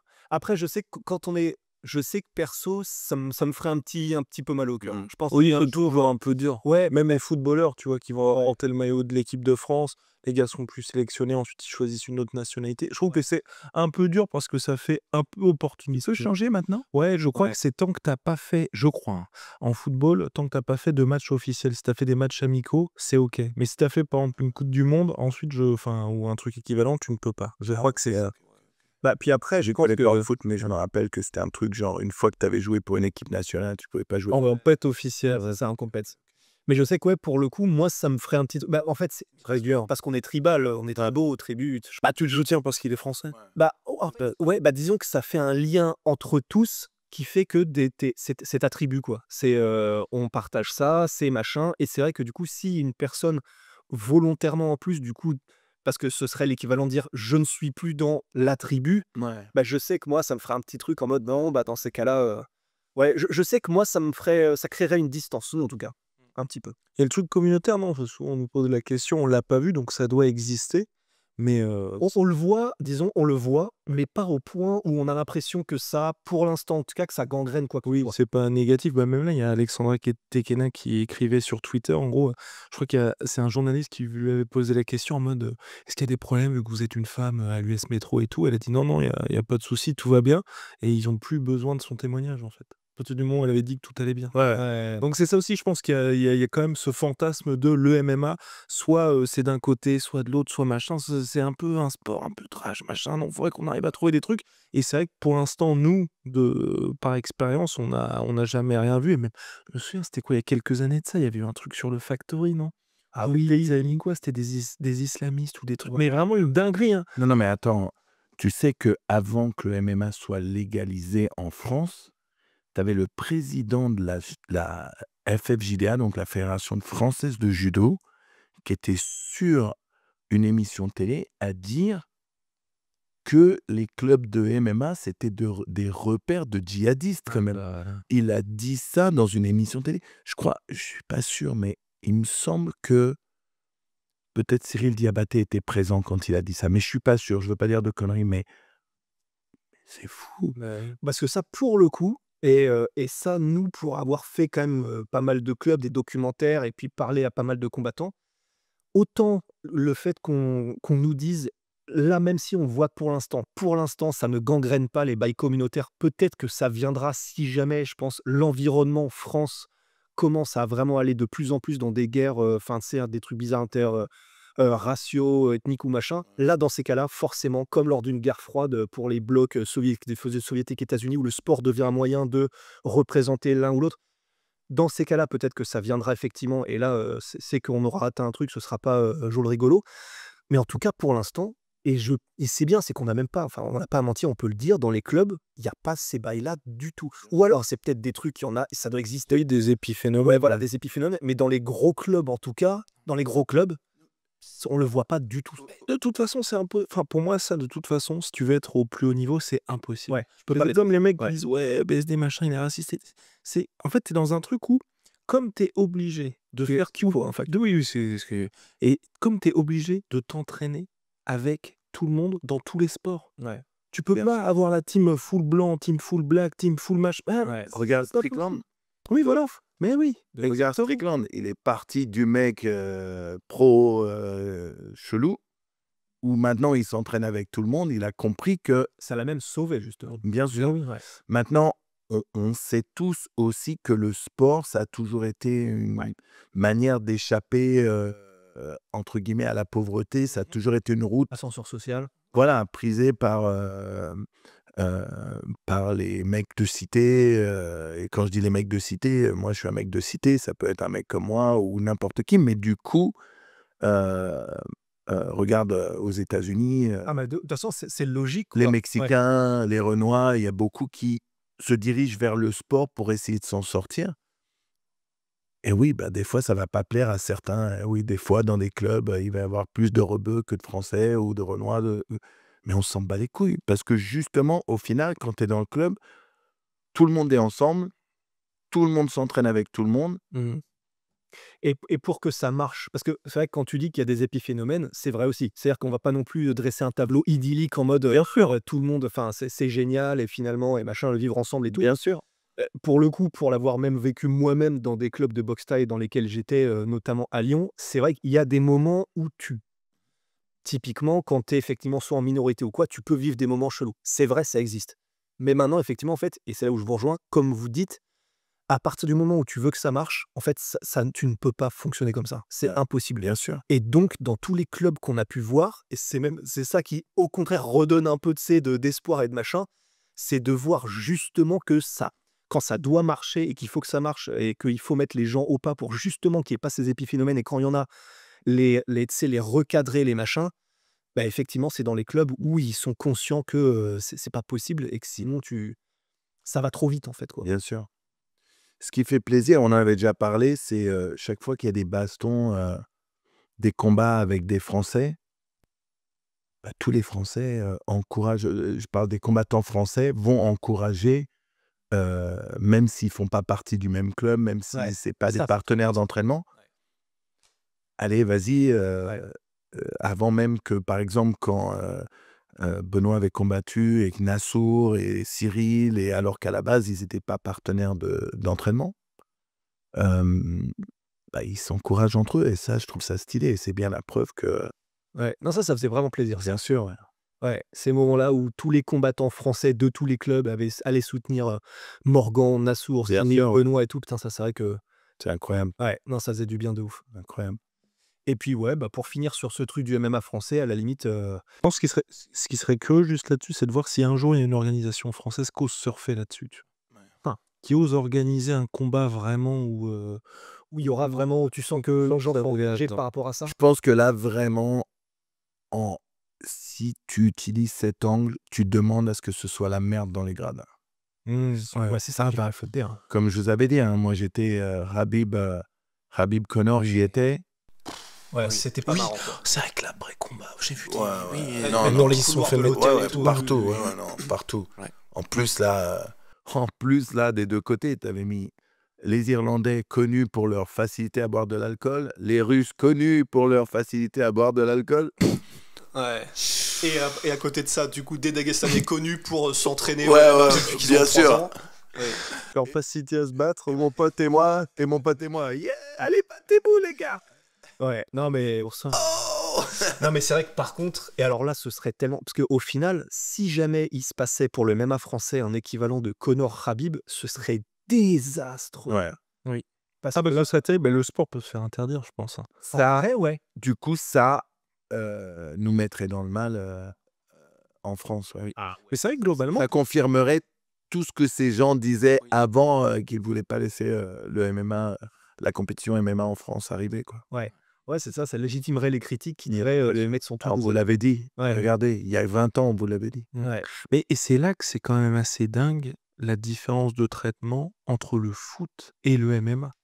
Parce que le foot, en France particulièrement, pour je ne sais quelle raison, parce que je continue moi de suivre le foot, mais t'as souvent des incidents, tu vois. Ouais. Et pourtant, ça bouge pas vraiment. Ouais, bien sûr. Alors que même un pays comme l'Angleterre, où c'était vraiment chaud, bah, à un moment donné, t'es obligé de prendre les vraies décisions. Tu vois, moi, j'étais au match du PSG contre Arsenal, qui est un match, enfin, tu vois, c'était un gros match, et bien, était assez cher.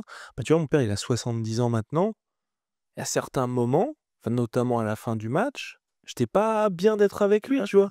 Quand on est à côté, que les mecs ils brûlent des voitures, que les gars ils brûlent des poubelles et tout ça, tu te dis, C'est tu chaud. vois, ou que lui se prend un fumigène, un truc comme ça, tu vois. Bien sûr. C'est quand même assez tendu, hein. Non, c'est chaud. Et on était juste en waouh, les gens sont en train de brûler des trucs, alors que normalement, en fait, ça ne doit pas arriver, tu vois. Tu vas juste te dire, tu vas au stade, tu vois en famille et puis basta. Mais à quel moment tu penses que c'est normal? Mais oui, mais oui. À quel moment tu penses que c'est normal? C'est tout. En plus, t'as gagné. C'est ça la dinguerie. C'est si tu perds, évidemment, ça n'excuse pas, ça n'excuse pas ça, mais c'est une célébration d'avoir gagné. Je comprends pas. Ouais. Du coup, tu dis... Pardon. Du coup, tu dis... Est-ce que...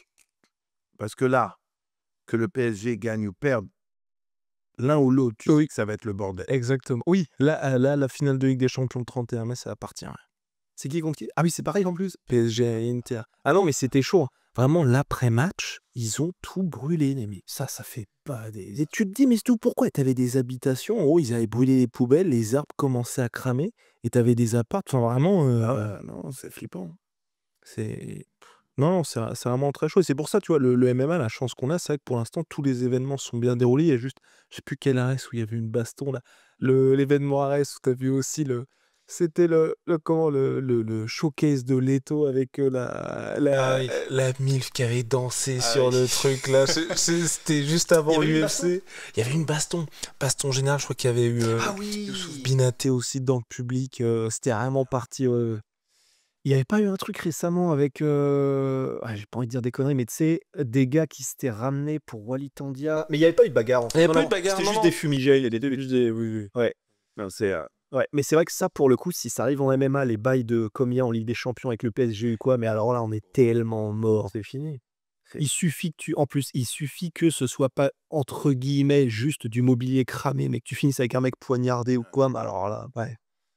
Et en plus de ça, il y aura ce que ça fait sur le sport, il y aura le côté, ça servira de précédent justement parce que si la base de tout ça, ça aura été des trucs communautaires ou interethniques ou machin, bon alors là, enfin, je dis pas que ça peut être genre j'allais faire une putain de rêve de nos cours d'histoire du lycée là avec, c'est quoi, Franz Ferdinand et la Première Guerre mondiale? Ouais. La poudrière des Balkans, c'est quoi déjà? Oh, je sais plus. Ouais, j'avais trop me la péter, mais sauf que je suis incapable de dire trop fort. Bah, en gros, tu sais, quand il y avait eu un bail de la Première Guerre mondiale, de toute façon, ça chauffait tous les côtés, mais il faut un élément déclencheur. Et là, c'est parti. Et parce que là, pour le coup, vu que c'est du combat et que c'est quelque chose de forcément, quand t'as quelqu'un qui te représente et où tu t'assimiles tes valeurs, ta culture à cette personne-là, et qu'un autre groupe assimile ses valeurs, sa culture à cette personne, que les deux personnes s'affrontent, que c'est dans un truc qui est surmédiatisé et que ça pète, ce sera pas juste en plus du sport, ce sera vraiment le côté. Enfin, j'aurais vraiment peur que juste du MMA, ça puisse être ce genre de bail qui fait qu'un truc plus gros ne pète. Là, je me fais peut-être des films, hein. Mais j'aurais vraiment peur de ça, tu vois, pour le coup. Oui, le basculement de la France sur un événement Ice. Non, mais. Non, Oh, ça partira jamais aussi loin, mais moi, encore une fois, ça a été très dur d'amener le MMA, les compétitions de MMA en France. Ça aiderait pas. Parce que déjà qu'on avait cette image de les crasseux, underground, les combats de rue, les combats de chiens. Ouais, non, c'est clair. C'est clair. Mais au moins, en tout cas, du coup, pour cette parenthèse MMA français, ce qui fait du bien, du coup, le fait que là, tous les bails de drama et tout, on n'en entend quasiment plus, ça fait du bien quand même. Ouais. Ouais, là, c'est sympa, parce que je pense que tout le monde on arrive à une période où tout le monde y trouve un peu son compte, tu vois, parce qu'il y a le KSW, il y a Hexagone, il y a Ares, il y a le PFL. Tout le monde arrive à placer ses combattants, je pense aussi. Tu vois, et t'as moins un club qui écrase. Est-ce que c'est tout le monde, il voit son compte ou c'est tout le monde a pris cher en fait et du coup maintenant tout le monde se rend compte un peu que bon, c'est mieux quand c'est calme en fait. Ouais. Parce que tout le monde a quand même un peu pris dans toutes les histoires du MMA français. Hein. Ouais, mais moi j'ai tendance à dire que chacun est. Enfin, tu vois, Achilla Saladin qui est très bien payé au KSW. Au PFL, mine de rien, t'as Doumbé qui est très bien. À Ares, t'as la BTT avec tout leur talent. T'as aussi la BTT qui a Benoît Saint-Denis, Nora Cornol, Oumar à l'UFC. MMA Factory, Management Factory, il y a toujours Cyril Gann et William Gomis. Enfin, j'ai l'impression, tu vois, que tout le monde a ses pépites qui cartonnent dans leurs orgas, tu vois. Ouais. Bah ouais, c'est peut-être des deux effectivement. Le fait que tout le monde commence à avoir un peu la part du gâteau et le fait que tout le monde a été éclaboussé donc tout le monde est en mode bon bah maintenant on arrête. C'est peut-être les deux. Ah non, moi je pense que les gens ils sont bien. Parce que quand t'es parce que c'est vrai qu'avant t'avais peut-être ce côté aussi où t'avais pas les superstars qui avaient pu percer au plus haut niveau. Et c'est vrai que là aujourd'hui, et c'est pour ça aussi qu'on est déçu qu'on n'ait pas les chocs franco-français, mais tu peux très bien être dans une orga un peu plus exotique et financièrement être très bien, tu vois. Enfin, parce que que ce soit Jordan Zebo, Baki ou même Doumbé, on aurait voulu les voir à l'UFC. Sauf que, enfin, je pense que si on me propose la même chose, je vais aussi au PFL. Mais là, maintenant, on a eu une confirmation qu'il allait y avoir un UFC Paris. Oui. Qui arrive à l'UFC de Paris, d'après vous? Ouais, il devait y avoir des nouvelles signatures, là. Bah, peut-être Boifia, du coup, s'il gagne au Contender Series. Et après, là, on avait cette impression aussi, on en avait déjà parlé, je crois que c'était avec Fernand qui avait expliqué ça, c'est qu'aujourd'hui, c'est vrai qu'il y a... en fait, si tu veux signer à l'UFC, à moins d'être une méga star ou un short notice, tu dois passer par les Contender Series. Et Tu crois vraiment? bah, là, tu vois, cite-moi. Faut être une star. Autre que des stars. Parce que pour moi, Aaron Pico, Pitbull, c'est quand même des gars qui étaient des stars dans l'organisation. Mais des mecs comme ça, qui sont vus comme des espoirs et qui n'ont pas passé par les Contender Non, Series. mais là, par exemple, rien qu'en français, on a eu quelques Français qui ont signé sans passer. Non, mais là, quand je dis là, depuis 1-2 ans. Hein. Ah, depuis un. Oui, c'est ça. Et visiblement, en gros, là, et j'ai vraiment cette impression aussi que quand les mecs arrivent, ils sont obligés de passer par les Contender Series. Les jeunes, hein, j'entends. Ouais. Ouais, je suis en train de chercher un contre-exemple de star ou en tout cas qui Peyton Talbot Contenders. Contenders, oui. Ah non, vraiment, c'est des contenders. En même temps, je sais pas combien il y a d'événements par session, mais c'est, tu vois, pendant quoi, les 2 mois de l'été, toutes les semaines, t'as tes Contender Series. Hein. Ouais. Donc, moi, j'ai vraiment cette impression-là. Et puis aussi, le truc et c'est qu'en fait, aujourd'hui, le truc qui est compliqué aussi, c'est que les Contender Series, je crois que les gars, ils sont payés 4000 plus 4000 ou quelque chose comme ça. Ouais. En fait, payer 4000 plus 4000, ou par exemple, t'es champion à Ares. Ouais. Ah, bon, c'est peut-être bien d'être champion à Ares, tu continues de faire ton truc, et puis au bout d'un moment, l'UFC arrive et te propose un vrai bon contrat plutôt que d'avoir ce combat-là qui est quand même un peu risqué. Surtout que les Contender Series, c'est ce qui fait que ça marche aussi. Bah, on l'a vu avec Leto Duclos, enfin même Nasruddinov, qui avait affronté Jailton Almeida justement. T'as beau être champion ou être un cadre d'une autre orga, ils te font pas de cadeau. Hein. T'affrontes un autre crack. Donc, tu vois, remettre tout en jeu et repartir sur un cycle de 2-3 ans quand t'es à ce niveau-là de ta carrière, c'est quand même un peu chaud aussi, tu vois. Ouais. Donc moi, j'ai cette impression-là. T'avais des exemples, toi? Non, j'essaye de réfléchir récemment, tu vois. Je pense surtout, quand on parle de l'UFC Paris, il y a quand même... qui ils ont fait venir à l'UFC Paris l'année dernière, qui n'était pas passé par... Après, il y a les catégories où il y a peu de monde aussi, où là, je pense qu'il n'y a pas forcément, tu vois, que ce soit peut-être les Nora Cornol. Oumar, c'est aussi en light heavyweight, donc des catégories, ils ont besoin d'avoir un petit peu de sang neuf. Denis Gemouri, il n'avait pas été signé juste pour l'UFC Paris. Gemouri... Ouais. Mais ça remonte, hein. Ça remonte à 2 ans. C'est que ça remonte à 2 ans. Ouais. Oumar. J'ai trop hâte de le revoir. Ouais, qui revient le 14 juin. Donc, mais ça vient vite, ça. ouais. Bon, il va tranquillement éclater son bouc. Et après, je pense que ça va vraiment être intéressant. Parce que ça, ensuite, ça va dans le top 15. Hein. Il combat un petit client quand même. C'est toujours... C'est... Oui, ouais. J'allais dire, mais elle fait. Hein. Mais ouais, non, Alonso, ouais. Toujours Alonso, ouais. Et ouais, bah, puis après, top 15, et puis c'est parti. Mais ouais, non, j'ai vraiment cette impression-là, moi, aujourd'hui, qu'ils attendent un peu. Et c'est dommage. Enfin, c'est dommage. Dommage pour nous sportivement, mais parce que c'est vrai que les gars, ils ont tout intérêt à aller dans d'autres orgas, tu vois. Si l'UFC, il te propose pas Ouais. C'est un pont d'or ou en tout cas, tu vois, une vraie signature. Bon, pourquoi attendre? Surtout que tu peux avoir les combats que. Je veux dire, là, Aaron Pico, son premier combat, ça va être stylé. Pitbull, de se dire que il a perdu, mais premier combat, tu le fais contre Thierry Rodriguez, donc t'es bien payé. Et en plus, c'est quasiment une demi-finale. Parce que là, oui, on parle finalement de Yair Rodriguez contre Volkanovski pour le main event au Mexique. What? Oui. Bah, parce que c'est au Mexique. C'est pas ce qu'on t'a dit, Nani? Je Non. n'ai pas parlé Ok. de ce combat. Parce que en gros, ce que j'ai lu, c'est que c'est donc au Mexique. Donc il faut idéalement un Mexicain en main event. Ouais. Et bah voilà, il y a Rodriguez contre Volkanovski. Mais je croyais que ça devait être Rodriguez Lopez. C'est Rodriguez Lopez. Oui, bah il y aura aussi cette option-là. Bah oui, je pense qu'il. Mais pas en main event. Mais c'est ça, mais il leur faut vraiment un main event quand même. Et ça arrive en septembre, là, le 13 Mais parce septembre. que moi j'avais entendu justement récemment qu'en fait, apparemment, justement l'UFC, finalement Chandler, quand il signait à l'UFC ou les Pico, ils étaient pas si bien payés que ça. Et qu'en fait, la raison pour laquelle ils arrivaient à les avoir en les payant pas si bien, c'est justement leur promettant ouais, on va te filer que 40 000, peut-être un peu plus, mais par contre, direct, on te met Dan Hooker. Ou alors, du coup, pour Pico, ouais, 40 000, mais direct, tu vois, potentiellement, on te mettait Movsar Evloev. Ouais, on te fait de côté un peu. Plus, ça peut même être. Et d'ailleurs, on a une question, Manu, pour toi. Est-ce que tu dirais, toi qui connais les salaires de ton milieu, que les stars dans le milieu du porno seraient mieux payées potentiellement qu'à l'UFC ou dans le MMA? Alors là, on va parler des meufs, ok? Parce que les meufs, c'est vraiment celles qui gagnent le plus d'oseille pour la majorité dans le porno. Maintenant, il y a porno et il y a porno. Tu vois ce que je veux dire? Il y a porno où il y a vraiment sexe, tout ça.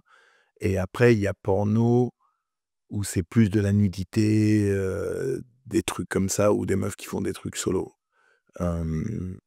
Effectivement, là, il n'y a pas très longtemps, il y avait, comment elle s'appelait cette meuf qui avait dit qu'elle avait gagné 43 millions en une année? Sur OnlyFans? Ouais, Ouais, je sais plus. je me rappelle plus de son nom. Donc là, effectivement, oui, Ouais. elle gagne, Bah, elle gagne genre comme Tyson Fury ou Ouais. un peu moins, mais elle gagne plus que LeBron, quoi, cette année. ouais, ça c'est une dinguerie. Donc ça, c'est une dinguerie. Après, en moyenne, je pense que oui, si on parle des top actrices, elles gagnent mieux que la majorité des combattants MMA, c'est sûr. Et c'est quoi la durée de. Je veux dire, durée de vie, de carrière en moyenne? Ça dépend, c'est différent pour toutes, ça dépend comment tu manages ta carrière. Tu vois, une meuf comme Angela White, ça fait déjà, je sais pas, ça fait au moins 15 ans qu'elle est dans le business, Angela White. Elle reste au top. Elle a quel âge là? Aucune idée. Comme Keanu Reeves? Ouais, moi, je demanderai jamais. Mais elle a toujours 25 ans. Non, mais c'est ça, c'est que la meuf, elle est c'est exactement la même meuf que j'ai rencontrée il y a 15 ans, quoi. Et parce qu'elle manage dans le sens, elle choisit ses projets. Bien sûr, à une époque, elle tournait beaucoup. Elle, pour moi, c'est chelou ce que je vais dire, mais c'est vraiment la Manuel Ferrara féminine, quoi. Vraiment. Ça, c'est une vraie récompense. Non, mais dans tous les sens, elle adore vraiment ce qu'elle fait, mais elle fait son business de manière très intelligente. Elle gère très bien sa carrière. Elle avait gagné 3 années de suite la performeuse de l'année, ce qui est le plus gros prix que tu puisses gagner aux AVN. C'est ouf. C'est oufissime, 3 années de suite. Il n'y a jamais une meuf qui a gagné 3 années de suite. Il y a une meuf qui a gagné 2 fois, mais avec un écart entre les 2 fois. Elle, 3 années de suite, elle a dominé. Ouais, donc elle gère son truc parfaitement. Ouais. Et elle, oui, elle gagne mieux sa vie que John Jones, par exemple, c'est sûr. Et est-ce que tu dirais que, par exemple, dans le MMA, il y a que quelques personnes, que quelques stars qui font des millions, et le reste, après, c'est vraiment, c'est Bien sûr, bien sûr. Et dans le porno, du coup, c'est équivalent? C'est pareil, oui. Ah ouais, c'est pareil. Il y a C'est pas comme en NBA où, du coup, à partir du moment où tu es un peu connu, tu gagnes très, très, très Il y a bien. pas mal de meufs qui font. On sait que vraiment, là où tu fais le plus d'argent dans le MMA, c'est quand tu as la ceinture, tu prends des points de pay-per-view, etc., etc. Donc là, c'est là que tu fais des gros cachets. Il y a beaucoup plus de meufs qui font des hauts scores dans le porno. Ça, c'est sûr même. Maintenant, une meuf mid dans le porno fait plus d'oseille qu'un mec mid dans le MMA. Ouais. Ouais. Surtout que dans le MMA, en moyenne, tu vas combattre 3 fois dans l'année. Donc ce cachet, si tu le divises par 4, Ouais. c'est pas tant que ça. Ouais. Sans compter les impôts, les acteurs et les actrices porno payent des impôts aussi. L'oseille que tu donnes aux managers, certaines actrices ou acteurs ont des managers, etc. etc. Ouais. Mais au total, ouais, largement même. Mais c'est vrai que ce qui est ouf, c'est qu'il y a vraiment, j'ai l'impression en tout cas, surtout pour les bails de OnlyFans, Ouais. que ça, il y a tellement pas de barrière à l'entrée Ah ouais. et il y a des gens, même que moi je connais pas personnellement, mais dont je sais qu'ils font partie du cercle relativement proche d'amis et tout ça, qui ont lancé le OnlyFans et ils font pas des fortunes, mais Mais ils peuvent déjà, Bien sûr. si vraiment ils voulaient s'y investir, enfin elle du coup, mais faire un petit salaire qui potentiellement, si vraiment elles s'y mettaient, ça leur permettrait d'en vivre en tout cas, alors qu'elles sont pas connues et donc j'ai l'impression que c'est surtout pour les filles, hein, enfin je pense, Bien sûr. mais où effectivement tu peux assez rapidement en fait en faire. Bien sûr. Je suis tourné avec une meuf l'autre jour, un peu MILF, qui a commencé les plateformes il y a pas très longtemps. Elle me disait qu'elle faisait entre 20 24 000, mais elle n'est pas connue, tu vois. Elle n'a pas un gros following sur les réseaux sociaux, mais elle faisait entre 20 24 000 par mois avec OnlyFans et qu'elle faisait à peu près 22 000 par mois sur des sites de camming. Tu vois, et c'est une meuf pas connue, mignonne, mais ça. pas non plus la grande resta. Ça c'est incroyable. Ah ouais, non, Et ça vraiment j'ai l'impression que ça c'est beaucoup développé, que c'est commun. bien sûr, bien sûr. Ça c'est fou ça. Il y a beaucoup de meufs qui font pas du tout d'actes sexuels sur OnlyFans ou sur, tu vois. Maintenant, je suis obligé aussi de dire attention, ne vous lancez pas sur les plateformes en vous disant que c'est facile. Si vous avez la moindre hésitation, faut pas du tout se lancer, que ce soit dans le porno ou sur les plateformes. Sachez que tôt ou tard, ça remontera aux gens que vous voulez pas. Tôt ou tard, il y a quelqu'un qui connaît votre frère ou votre sœur ou votre père ou votre mère qui vous verra et qui vous balancera. C'est vraiment pas pour tout le monde. Je conseille pas de vous lancer sur les plateformes si vous avez le moindre doute. Ouais. À 100%. Parce que c'est vrai que les histoires, elles font flipper, hein. Enfin, Bien des- sûr, qu'on va- bien sûr. Même OnlyFans, hein, effectivement, même pas que du porno, enfin, pas du porno, mais même que OnlyFans. De filles, j'avais entendu un témoignage récemment où elle disait elle le disait, tu sais, en riant, mais tu sentais que c'était un rire nerveux. Elle avait fait des photos nues, juste entre guillemets des photos nues, et en vrai, elle disait maintenant son père veut plus lui parler, Bien sûr. il veut que être par un intermédiaire, ses frères veulent plus, enfin, ils peuvent lui parler, mais pas en public, et qu'en gros, elle disait, bah, je pensais que ça allait être juste de l'argent facile, et en fait, ça a Bien moitié sûr. ruiné ma vie, quoi. Non, c'est pas pour tout le monde. C'est vraiment pas pour tout le monde. Et faut faire attention et faut pas se lancer juste en pensant à l'oseille. Il faut bien réfléchir à ça. Et ouais. Parole très sage, Manu. Ouais. Va falloir qu'on te libère. Oui, Il est quelle heure? Je sais même pas. Il est 7h51. Mais le temps passe tellement vite. Oui. Oui. C'est fou. On s'amuse. Ça n'arrive que quelques fois dans l'année. Ça n'arrive quelques fois. On a besoin de 2-3 clips de toi, vite fait, Rust.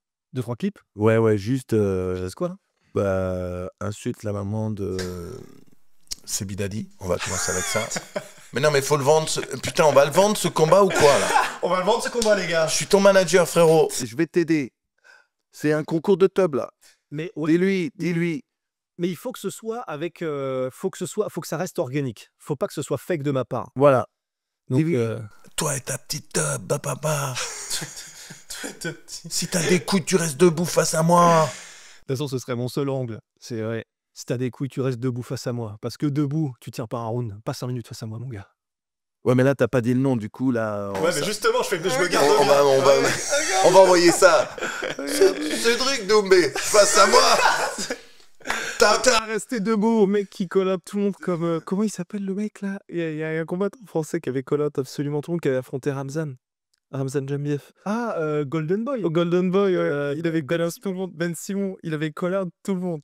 Et il était à l'Influence Fight Club, je crois d'ailleurs aussi. C'est ce gars-là. Des fois, je vois des clips de ce mec-là et je me dis, mais c'est qui? Et ben c'est lui. Parce que j'ai jamais entendu parler, mais il challenge tout le monde. Et quand le mec parle, t'as l'impression qu'il a une carrière de ouf. Fedor. Et je me disais, mais c'est qui? Là, c'est le Golden Boy.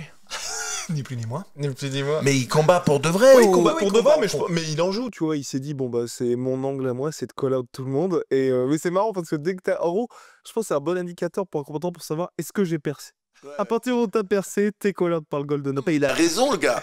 non, mais voilà. Ah, mais il s'est fait sa vraie Comment il com s'appelle là-dessus. Ben Simon. Michael Bon. Je t'emmène au sol. Je te couche tout de suite. Attention, étranglement arrière. Manu, il a préparé son truc. Hein. Non, surtout la petite transition. Chut, fais dodo. C'est pas mon portable dans ma poche. Oh, putain. Mais ça doit être terrifiant. Et on T'imagines, en parle t'es au justement, sol ça. avec Manu et mais Manu oui. qui c'est pas mon portable dans ma poche. Oh, Non, mais j'ai là, pas tu mis de sens. coquille et tu sens un énorme truc bien Non, dur derrière toi. tu sens l'étranglement. J'ai pas ma coquille. Tu sens l'étranglement, mais j'ai les deux mains en l'air. En mode, c'était quoi déjà le The Boys? Mais par contre, c'est vrai que ça, on s'était toujours dit avec Guillaume, t'imagines, un combattant, du coup, bah, en tout cas pour un combat homme contre homme gay, qui fait ce genre de trash talk. Et qui en joue. Et qui en joue, tu vois. Attends, mais vous avez... Oui, Vous dans le avez... teuf. Dans Bruno.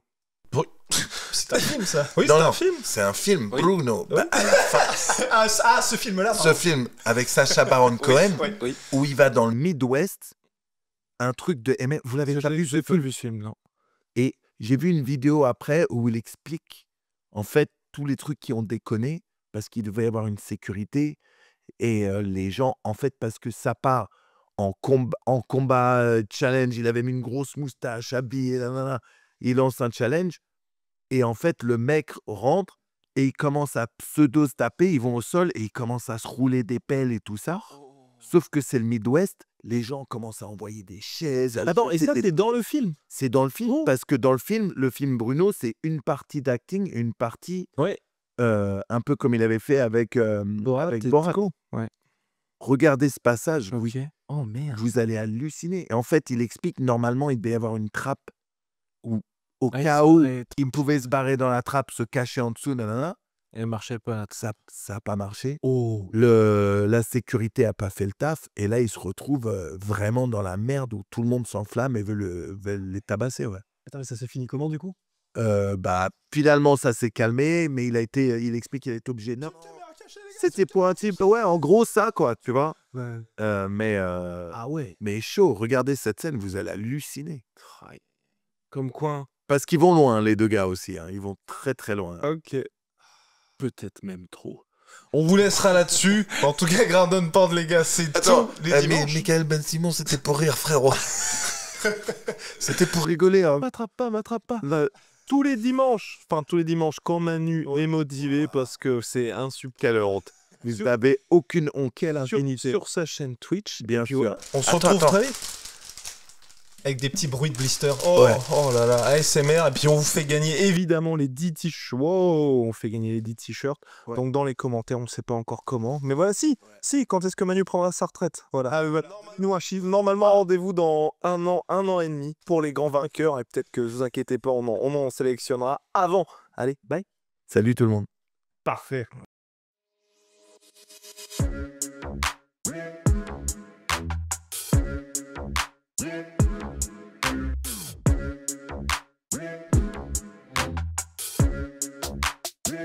I'm fucking coming for you!